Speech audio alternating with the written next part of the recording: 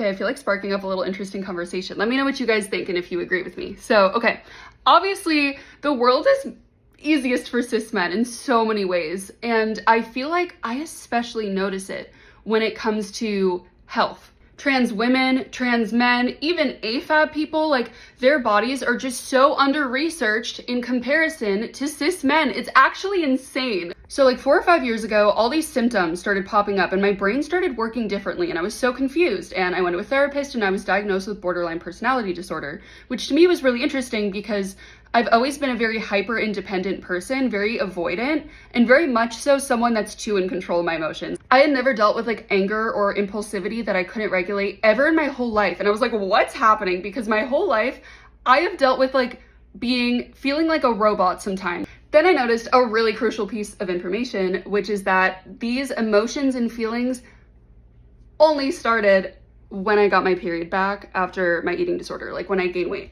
Then I learned about something called PMDD. I've never heard about this in my life. And I realized, oh my God, all these symptoms start around the same time. Wow, that's so interesting. Someone online posted that they cured their PMDD with an over-the-counter medication called Pepcid AC that is literally just an acid reflux medication and antihistamine. I start taking it, gone. I had even told my doctor about these symptoms, and like I felt like my period was like controlling my life, and like I wouldn't schedule things around certain times, and like they tried putting me on birth control. That made me more angry and upset. Like literally the internet told me about this over-the-counter medication that like fixed my brain. I literally was misdiagnosed with BPD, something that's super stigmatized, and a lot of people can't get a diagnosis for, just because something like PMDD like is not even understood. With the PMDD gone, I literally was just my old self again. It was like the complete opposite. Like I used to be just like struggle with emotional regulation, and now like if even someone else is having problems with emotional regulation, like I feel like I'm on the outside looking in, and I just like shut down.